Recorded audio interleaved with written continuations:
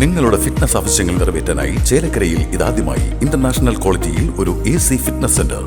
Brand box fitness. നിങ്ങളുടെ fitness ഇനി ഞങ്ങളുടെ ഗ്യാരണ്ടി.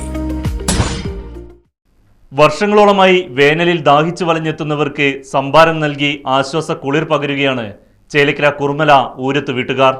എലിയപ്പറ്റ അന്തിമഹാകാളൻകാവിന് സമീപത്ത് രാവിലെ മുതൽ ഉച്ചയ്ക്ക് 3 മണിവരെ ഇന്നും മുടക്കമില്ലാതെ ഇവർ ഇത് തുടർന്നു വരുന്നു. നിലവിൽ കുടുംബാംഗമായ ഡോക്ടർ അശോകനാണ് ഈ പുണ്യപ്രവൃത്തിക്ക് മേൽനോട്ടം വഹിക്കുന്നത്.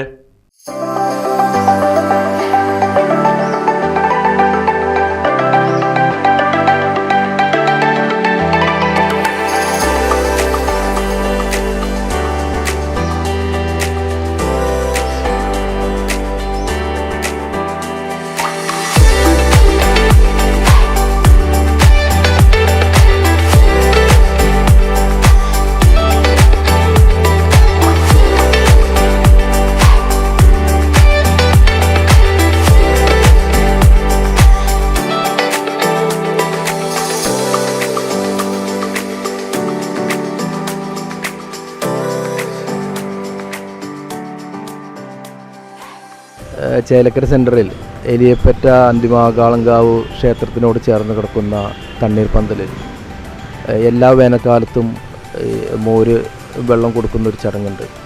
ഇത് തുടങ്ങിയത് എത്രയോ വർഷങ്ങൾക്ക് മുമ്പ് തുടങ്ങിയതാണ്. അന്നത്തെ കാലത്ത് വണ്ടികളില്ലാത്ത സമയത്ത് ആൾക്കാർ ചുമടേറ്റി വരുന്നവർക്ക് ഇവിടെ ഒരു അത്താണി ഉണ്ടായിരുന്നു. ഇപ്പം അത് കാണാനില്ല, റോഡ് ഇതിൻ്റെ ഭാഗമായിട്ട് പോയിട്ടുണ്ട്.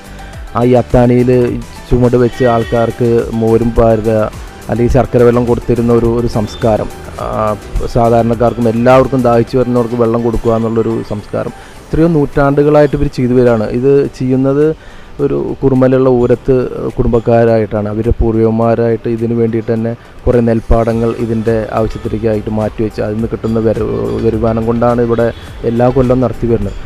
അത് ഈ നന്മ എന്ന് പറയുന്നത് ചില്ലറ കാര്യമല്ല. അതും പൂർവികന്മാർ തുടങ്ങി ഇപ്പോഴും അവരുടെ പിന്നെ വരുന്ന തലമുറകളും അത് കൊണ്ടു നടക്കുക.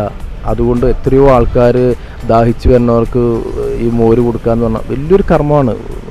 അത് ചില നന്മകൾ ചില ആൾക്കാരുടെ കൂടെ കഴിയുന്നതാണ്. ഇത് പൂർവികന്മാരായിട്ട് തുടങ്ങിയ ഒരു നന്മ വീണ്ടും പുതിയ തലമുറയും അത് കൊണ്ടു നടക്കുക എന്ന് പറയുക. അത് ആ നന്മയുടെ ഭാഗമാവാൻ നമുക്ക് എല്ലാവർക്കും സാധിക്കുക. എല്ലാ നാടുകളിലും ഉള്ള ഒരു സാധനമല്ല, അത് ചേലക്കരയിൽ മാത്രം കണ്ടുവരുന്നതാണ് ഈ ചുറ്റുവട്ടത്ത്. ബാക്കിയുള്ള എനിക്കറിയില്ല.